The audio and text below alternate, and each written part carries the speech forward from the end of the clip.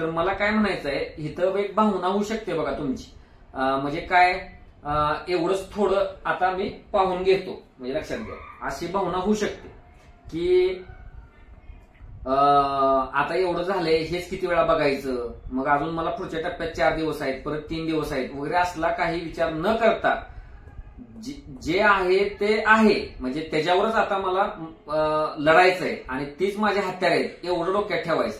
मग एवढं बघून घेतो, मग ते अचानकच काय तर तुम्हाला आठवेल, त्याचा जर डायरेक्ट रिलेव्हन्स जर तुमच्या राज्यसेवा पूर्वपरीक्षेच्या प्रश्नाचे असेल तर मात्र जरूर त्याला भेट देऊ शकता तात्पुरती. जर वेगात होत असेल तरच. ते जर वेळ खावं असलं, म्हणजे समजा 3-4 तास त्याला त्या गोष्टीला लागणार आहेत आणि तेवढ्यात तुमचा विषय 30-40% राहणार आहे, मग हात लावणार. थोडक्यात 10-15 मिनिटात वेळ देऊन ते जर शक्य होणार असलं तरच करू शकता. अदरवाईज आहे तेच गृहीत धरून चाला. अतिशय महत्वाची सूचना आहे बघा. परत नियोजन हवे आहे, म्हणजे लक्षात घ्या. तर काय आहे की नसेल तर काय करू काय नको काहीच होत नाही.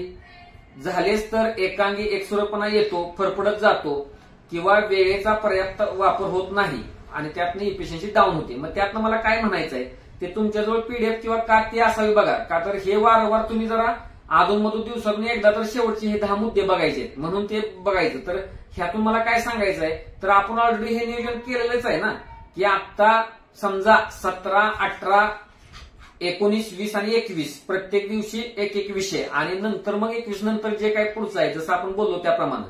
तर हे नियोजन जर नसलं ना, जर आजचाच उदाहरण घ्या की आजच्या दिवसांचं, आधी 3ला सांगणं, परत मग तुम्हाला दुपारनंतर काय, तर जर ब्लँक डोकं राहिलं, ह्यातल्या 1-2 बघा चांगल्या कॅन्डिडेटचं नेहमी मत येतं, मग आम्ही आमचं डोकं कशाला लावू विनाकारण, म्हणजे लक्षात घ्या. बरोबर आहे ते. म्हणजे ते जर प्लॅनिंग नियोजन नसलं तर मग सगळं विस्कळीत होणार, म्हणजे लक्षात घ्या. कुठं काय ठरवलं नाही, किंवा इव्हन तुम्ही असं जर ठरवलं नाही मी आता माझ्या वीक एरियावर काम करणार फक्त, असं जरी ठरवलं तरी तो सुद्धा भ्रम असतो. वीक एरियाची डेफिनेशन अजून ठरलेली नाही, मग कोणता आणि कधी घेणार आणि काय, तर असल्या कसल्याही फंदात पडायचं नाही. उद्या पॉलिटी, म्हणजे लक्षात घ्या, परवा जॉग्राफी आणि एन्व्हायरमेंट, त्यानंतर इकॉनॉमी, त्यानंतर हिस्ट्री, त्यानंतर सायन्स, दॅट्स इट. परत रोज 1 तास जे काही सांगितले तुमच्या करंटचं, किंवा जर क्रम कसा टप्पे पाडले ते डोक्यात, म्हणजे दिवसांच्या पण विभागणी ह्या फिक्स ठेवायच्या, मग ते इकडे डोक्यात विचार करायला वेळ मिळत नाही आणि मग कृती घडणार. कृती घडणं महत्वाचं ह्या काळात, म्हणून ते आहे बघा, नियोजन मस्ट. नियोजनात नसेल अशा गोष्टींकडे आकर्षित होणे, जसं की मटेरियल, व्हिडिओ, स्ट्रॅटेजीज काही असू शकतं. मग ते म्हणजे जे तुमच्या नियोजनात नाही त्या नादालाच लागायचं नाही बिलकुल, म्हणजे लक्षात घ्या. ज्या आपल्या नियोजनात नाही त्यानंतर आता एखादा व्हिडिओ बघतो, ह्या 1-4 तासाचा एक करंटचा एक मॅरेथॉन व्हिडिओज बघून घेतो, म्हणजे स्वतःला खड्ड्यात घालण्यासारखं आहे. नियोजनात जे नाही ते बिलकुल बघणं नाही बघा. 3रा मुद्दा. 4था काय, असुरक्षित, निस्तेज, आळशीपणा, कृतिहीनता अशा फिलिंग्स येणं. तर हिथं मात्र तुम्हाला सावध राहायला पाहिजे. म्हणूनच तुम्हाला सांगितलं की पहिले जे 4-5 दिवस आहेत, मग अजून पुन्हा पहिला दिवस आहे, दुसरा दिवस आहे, परत पुन्हा पहिल्या दिवसातला पहिला स्लॉट आहे, तर तो जाणीवपूर्वक नीट वापरायचा, म्हणजे ज्याला म्हणतो एक्झिक्युशन नीट झालं पाहिजे, तर बघा पुढची स्टेप चांगल्या नीट होतील. आणि जर तुम्हाला असुरक्षित किंवा निस्तेज, आळशीपणा, कृतिहीनता अशी जर फिलिंग यायला लागली, म्हणजे कृती नको विचारच होतोय, तर बी व्हेरी केअरफुल असं लिहिलंय बघा. का, तर मग अवघड आहे. आजाराची ती लक्षणं आहेत, भविष्यात जाऊन आजार होणार एक्झामच्या अगोदर आणि बट्ट्याबळ होणार. त्यामुळं ह्या फिलिंग्स बघा टाळायच्या, फ्रेशनेस टिकवायचा. मग त्याला सपोर्टिव्ह मग आहार, व्यायाम, विश्रांतीचा आहेच. मी शेवटचे टप्प्यात तिकडे आरोग्यात तिथं बोललोय, त्यावेळेला जास्त जरा थोडं बोलीन. पहिला स्लॉट महत्वाचा, बसणे, कृती करणे, तिथून पुढे माइंड गेम आहे बघा. पुन्हा तिथं चालू काय की 1000 पावलांचा प्रवास, हजारो मैलांचा प्रवास एका पावलाने सुरू होतो. ते 1 पाऊल म्हणजे पहिला स्लॉट आहे, म्हणजे लक्षात घ्या. 1 पाऊल म्हणजे पहिला स्लॉट आहे. तिथून चालू करा श्रीगणेशा दिवसाचा, पुढं बरोबर ते होते, म्हणजे लक्षात घ्या जी गोष्ट आहे. नंतर क्रीजवर हवे, चौकार षटकार नको, धावपळ खालता ठेवणे अतिशय गरजेचा मुद्दा. भलेही बाहेर फेकले जातात. ह्या गोष्टीवर मी खूपदा बोललेलो आहे बघा, की हा काळ असा आहे की तुम्हाला येत्या 15 दिवसात बरीच लोक ह्यातनं मुख्य स्पर्धेतनं बाजूला होतील, असं तुम्हाला दिसतील. बाजूला व्हायला त्यांचं सुरू होणार, म्हणजे लक्षात घ्या. त्यामुळं विनाकारण मी असंच करणार, भव्य दिव्य टार्गेट वगैरे काय गोष्ट करायची नाही. म्हणजे माझा चौकार षटकार किंवा माझा भरपूर अभ्यास झालाच नाही आणि स्वतःला लो फील करत राहणं, अशा गोष्टीपासून स्वतःला दूर ठेवा. आपल्याला क्रीजवर टिकून राहायचं आहे. म्हणजे मी माझ्या आतापर्यंत जे काय केलं 3-4 महिन्यात ते मी पॉझिटिव्हली तिथं मी अप्लाय करणार आणि त्यापेक्षा वेगळा मी विचार काही करणार नाही. जुना भूतकाळात वाईट रिझल्ट असले ते आठवणार नाही, चांगले रिझल्ट असले तरी अति आत्मविश्वास करून किंवा फाजील आत्मविश्वास मी आणणार नाही. ग्राउंडवर राहील, कृती करत राहील आणि महत्वाचं म्हणजे क्रीजवर राहील, म्हणजे लक्षात घ्या, करत राहील, म्हणजे लक्षात घ्या. नाहीतर करत काय नाही आणि विचारच खूप करतो तर त्याला काय अर्थ नाही बघा. कृती आपल्याकडनं झाली पाहिजे आणि तुमची कृती हळूहळू होत राहिली ना, तुम्हाला सांगतो ह्या दिवसात, तर तुम्ही निम्मी लढाई जिंकली तुम्हाला सांगतो. आणि उरलेली लढाई अर्थात एक्झाम हॉल मधली, म्हणजे लक्षात घ्या, असं आहे. नंतर 6 पैकी कोणताही विषय ब्लँक नको, वारंवार सांगत आलो. सायन्स किंवा अन्य विषय ज्याचे जे काही कमीत कमी केले असेल त्याला विशेष मानून आदर करा, तितकेच पुढे न्या, दुर्लक्ष नको. मगाशी बोललोय त्यावर की जरी सायन्सला फिजिक्सचे 5 टॉपिक, केमिस्ट्रीचे 5, बायोलॉजीचे एक 7 ते 8 टॉपिक झाले असतील, त्याच्या काही खुणा असतील, त्याचे काही मटेरियल तुमच्याकडे असेल, तेच रिवाइज करा. म्हणजे ते माझं कसं काय ते सगळं झालं नाही, मग आता मला काय ते 20 मार्काचे प्रश्न 20 प्रश्न मला सोडवताच येणार नाहीत, असं करायचं नाही. मग बघा ती चक्र विचारांचं चक्र चालू होणार आणि तुम्ही गुरफटणार काय. तसं करायचं नाही. ते जे काही झालं त्याला जो काही आपण तारीख दिलेला आहे, अलॉट केलेला वेळ आहे, समजा 21 तारीख आहे किंवा इकडे परत नंतर 24 तारीख आहे, त्या तारखेला दिलेला आहे, तर त्याचा आदर करा. तुम्ही जे केलं त्याचा आदर करा, त्याला ब्लँक सोडू नका. ती जी कडी आहे, ती जी बघा तुम्हाला सांगतो, एक असती विषयांची जी माळ आहे, तर माळेतने एक फुल पडलं किंवा समजा ते चेन असते आपली, त्यातनं एक कडा तुटला की सगळी चेनच विस्कळीत होती, त्याला काय अर्थ राहत नाही.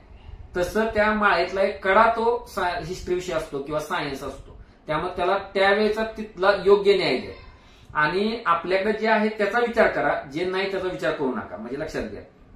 पुन्हा वारंवार भेट देण्याचं सांगितलंय. ही आपली थीम जरूर अंमलात आणा. म्हणजे दिवसात एक विषय करत आहात तर 2 तासांनी मागील सकाळपासून काय केले ते जस्ट नजरेखालून घालत चला. तुम्ही स्वतःचे नियोजन करत असाल तर विषयात तो पुन्हा कधी येणार यात जास्त गॅप नको, सर्व विसरायला होईल. हो, हे अत्यंत महत्वाचं. बघा तुम्हाला मी बोललोच की कसं आहे की 3 दिवसापेक्षा जास्त खरं तर गॅप पडू नये. आपला तिथं 4 दिवसांचा येतोय, लक्षात घ्या, दुसऱ्या टप्प्याचा, म्हणजे लक्षात घ्या. पण तिथं पण विचार केलाय, इतक्या वेळा अंमलबजावणीच्या माध्यमातून ते रिपिटेशन झालेलं आहे, त्यामुळे धोका अजिबात काही संभवत नाही. त्याला पण आयडिया काय केलेली आहे की तुम्ही जस्ट आदल्या दिवसाच्या रात्रीचं उद्या सकाळी फक्त 15 मिनिटं रिवाइज करा, तो पण गॅप फील होईल, म्हणजे लक्षात घ्या. त्यामुळं जास्त गॅप पाडायचा नाही आणि परत 27 तारखेनंतरचा पण दिवस हातात आहेत ह्याचा आता विचार करायचा नाही, बिलकुल करायचा नाही, नाहीतर ते हिशोबात धरायला नाही. मी त्या दिवशी अजून काय करणार आहे आणि हे पाळा. मग त्यावर बोललोय, म्हणजे की आहे ती 1.5 तासानं तिथे भेट देणं. बघा तिथंच तुम्हाला तुमचं 10 ते 15 मार्काचं प्रीमचं मार्जिन ते कमी करेल, इतकं पोटेन्शियल आहे. मग अशीच बोललो, करंटच्या ट्रॅपमध्ये अडकू नका, ते जाळ आहे. ते तुम्हाला बिरबलाची गोष्ट माहित असेल, मग त्याला कुठं अडकायला येत नव्हतं, ते फळ ठेवणं त्यात अडकणं, तसं ते करंट आहे, ते म्हणजे सापळा येतो. पण त्या विषयांच्या कडीतला एक विषय आहे, त्यामुळे कडी ढिली होऊ नये, लूज होऊ नये म्हणून तो करणं आपल्याला भाग आहे, म्हणजे लक्षात घ्या. पण त्याला ती महत्व द्यायचं नाही. म्हणजे काय होईल, जीएस असा राहील आणि त्याला त्याच्या करंट, काय लोक इथनं पुढे काय करतात, करंट त्याला झापावतो मग त्या जीएसला, आणि ते करंट केला नाही तर ते फीलच येत नाही, झालं नाही असं वाटत राहतं आपला सिलेबस, म्हणजे कम्प्लीट. किंवा आता आपण जीएस किती वेळा केलं, त्यामुळे मी करंटच काय केलं नाही असं नको. करंटला नियोजनात जो वेळ दिलेला आहे, रोज 1 तास आणि मग त्या दिवशी अर्धा दिवस, बस एवढंच आहे. आणि मग ज्या वेळेला तुम्हाला कमी वेळात तो संपवायचा असतो त्यावेळेला मग क्रीमच उचलायला पाहिजे. आयोग जो विचारतात तेच. आयोग जर 20 प्रश्न किंवा 18 प्रश्न विचारणार असले तर तुम्हाला त्यातले तुम्ही 5 ते 7 प्रश्न तर तुम्ही आता हे करू शकतात, म्हणजे काय करू शकता, एक्सपेक्ट करू शकता, म्हणजे ह्यातलं विचारतील त्यातले, बस ना, तेच टार्गेट करा. तिथं जाऊन काय करायचं ते सगळे तिथंच डोकं लावतात.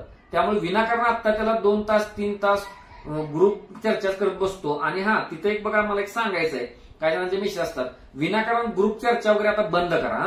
आता आपला प्रवास तादात्म्य पाहुणे पेपरशी डायरेक्ट 11 ते 1 डिसेंबर, हे आता मित्र वर्तुळ बिरतुळ त्यातनं बाजूला व्हायचं, आपण आणि हार्ड कॉपी हेच रोज. आणि तेच 1 तारखेला, हे गोष्ट जमायला पाहिजे बघा. नाहीतर मग ते अडचणीत येणार, गोष्ट अडचणीत येणार. करंटच्या ट्रॅपमध्ये अडकू नका. पुन्हा आरोग्याबाबतीत जे बघा सगळ्यात महत्वाचा मुद्दा तोच आहे की ते शब्दात मांडता येईलच असं नाही. ते तुम्हाला ज्यावेळेला वाटतं ना, मी एवढा अभ्यास केलेला होता, मी एवढी रिव्हिजन केली, मी एवढ्या नोट्स काढल्या होत्या, मायक्रो नोट्स काढल्या होत्या, मी अंमलबजावणीत होतो एवढे 4-5 महिने, तरी मला अपयश आलं, तर त्याचं लॉजिक तुम्हाला सांगतो. एक स्वभाव दोष पहिलं, आणि दुसरं एक महत्वाचं जे काय असतं माहिती आहे का, तसा स्वभाव पण त्याचा एकदम स्वीकारार्ह असतो त्या कॅन्डिडेटचा, पण ते काय बोलून झालेले असते माहिती आहे का, ते एक्झिक्यूट होत नाही त्याकडनं. म्हणजे इतका चांगला अभ्यास झाला असतो, काय झालेलं असतं, टेस्टला सुद्धा चांगले मार्क आलेले असतात, पण ते विदिन टाइम ते 11 ते 1 आहे ना, किंवा जे काही टायमिंग, तर तिथं ते नीट होत नाही, ते म्हणजे एक्झिक्यूट होत नाही. तर त्याची पाळमुळं मला कधी कधी त्याच्या शारीरिक त्याच्या ज्या काही असतात ना, म्हणजे बायोलॉजिकल सायकल तिथं असतात. म्हणजे पेपर असतो 11 ते 1 समजा किंवा काय, तर तिथं त्या उच्च लेव्हलला त्याचा मेंदू काम करत नसतो. तर मी तर निष्कर्ष त्यापर्यंतच आलोय आता डायरेक्ट. त्यामुळे विनाकारण जर तुम्हाला आता सवय असेल बघा जागायची 1 वाजेपर्यंत, 2 वाजेपर्यंत, 3 वाजेपर्यंत, झोप येत नाही तर मी रात्री पुस्तकच उघडून बसलो, तर चुकीचं आहे ना ते. पायावर कुऱ्हाड मारून घेण्यासारखं आहे ते, म्हणजे लक्षात घ्या. तर आता ते बायोलॉजिकल सायकल असं नीट करा की तुम्ही सकाळी 7:30 पासून तरी ऍटलिस्ट, म्हणजे लक्षात घ्या आपला जो स्लॉट आहे 7:30चा, 7:30ला तरी तुम्ही तयार राहा. म्हणजे अशा पद्धतीनं करा, ही सूचना पाळा. म्हणजे लक्षात घ्या, मी मागच्या पण एकदा मुद्द्यात सांगितलं होतं बघा की आहार, व्यायाम आणि विश्रांती, तर ती गोष्ट घालायलाच पाहिजे. तेलकट, आणि हे साध्या सूचना वाटतात, म्हणजे ह्या काही रोजच्या सूचना आहेत. म्हणजे तेलकट जास्त न खाणं, किंवा तुम्हाला ऍसिडिटी व्हायला नाही पाहिजे, कोणती गोळी घ्यायला लागायला नको, सर्दी यायला नको, म्हणजे समजा, किंवा म्हणजे ह्या गोष्टी ह्या, किंवा म्हणजे त्या आंघोळीच्या टायमिंगच बदलायच्या, एकदा कधी 7ला, एकदा कधी 8ला, किंवा त्या रूम मधल्या अडचणी वगैरे काय, त्यातनं बाहेर पडा. आणि कसं असतं माहितीये का, ह्या गोष्टींना बघा पूर्वीच्या काळात 10वी बोर्डात येणं, 12वी बोर्डात येणं, त्यांच्या पालकांनी हे अतिशय करेक्ट पाळलेलं असतं ते, म्हणजे लक्षात घ्या. ते स्पर्धा परीक्षेतली गोष्ट थोडी वेगळी आहे, हे मी मान्य करतो, पण त्या बायोलॉजिकल सायकलशी तादात्म्य पावलेले असतात ते स्टुडंट, आणि त्यावेळेला मग अशा गोष्टींचं यश मिळतं बघा, म्हणजे लक्षात घ्या. अशी गोष्ट आहे. तर लक्षात घ्या कधी पण, तर कधीही म्हणजे आता इथून पुढे जास्त जागरण टाळा. जर रात्रीपर्यंत तुम्ही बसत असला तर आता ती गोष्ट हळूहळू कमी करा. अचानक सकाळी, आणि मला एक आनंद आहे बघा ह्यात, म्हणजे आता ऑफलाईनचे पण स्टुडंट किंवा कोण असेल बघा का, आणि अजून कोणीतरी एक आहे बरं का, तर ते टाइम टेबलमध्ये बघा 4-4:30 वाजता ते रेग्युलर आहे, मी ते बघत आलोय. ते आनंद होतो मग ते बघतानाच होतो. म्हणजे लक्षात घ्या, विनाकारण ते लिहिले म्हणून लिहिलेलं नाही, म्हणजे लक्षात घ्या की 4-4:30ला उठणं म्हणजे राज्यसेवा करणारी एक मुलगीच आहे, आणि तुमचा गोल्ड मधली मुलगीच आहे कंबाईन करणारी. तर ह्या दोन्हींचं पण आहे ना 4-4:30ला टाइम टेबल चालू होते बघा. आनंद वाटतो ते बघूनच, म्हणजे लक्षात घ्या. तर चांगली गोष्ट आहे अतिशय. तर तुम्ही एकदमच 4ला उठायचा प्रयत्न करू नका, पण ते 7:30ला आपला दिवस चालू होईल किमान असा तरी विचार करा. म्हणजे ते काय होईल, ते बरोबर त्या वेळेला, पेपरच्या वेळेला ते बरोबर नीट रन होईल. म्हणजे मला काय सांगायची गोष्ट लक्षात घ्या. आणि झोप मात्र 6-7 तासापेक्षा कमी करू नका, किंवा फ्रॅगमेंटेड ती घेऊ नका की मी सर कोण तर मला सांगत होतं की 2 तास दुपारी झोपतो, 4 तास संध्याकाळी, मग 6 तास झाले. ते बरोबर नाही, असं नसते. बेरजावाजा तिथं होत नाही. म्हणजे लक्षात घ्या, मग ते अवघड होईल. मग तुम्हाला असं होईल की ह्या प्रेमला थोडे 20% मार्क, पुढच्या प्रेमला 80% मार्क, 100% एकदमच नाही. तसं करू नका. ते एकाच वेळेला ती झोप झाली पाहिजे. दुपारी थोडं तुम्ही एक 15-20 मिनिटं, 20 मिनिटापर्यंत ठीक आहे, ते जरा आराम केला, त्याच्या पलीकडे ते नेऊ नका. आणि प्रॉपर वेळ, आणि 15-20 दिवस पुरेसे आहेत. म्हणजे एखादी सवय जाळायला 15-20 दिवसामध्ये ती गोष्ट घडेल. थोडी हळूहळू अर्धा तास लवकर उठायला चालू करा. जर खूप तुम्ही लेट नाईट अभ्यास करत असाल तर. नाही माझी सवयच आहे, कोणतरी डायरेक्ट त्या इंजिनिअरिंग सारखं डायरेक्ट नाईट मारून तिथं जातो डायरेक्ट पेपरला. जर तुमचे मागच्या काळात पॉझिटिव्ह रिझल्ट आले असले तर जरूर जा, पण तुम्हाला जर ते जमेना झाले, किंवा परीक्षेच्या अगोदर 1 महिनाभर तुम्ही खूप चांगला अभ्यास करता पण परीक्षेत दरवेळेला कच खाता, त्या लोकांनी तर हे नियम पाळा ऍटलिस्ट. त्या लोकांनी तर पाळा. परत सगळ्यात जास्त महत्वाचं, दृष्टिकोनच सर्व काही, असं पुस्तकाचंच नाव आहे बघा, एक मराठी ट्रान्सलेट झालेलं पुस्तक आहे, दृष्टिकोनच सर्व काही.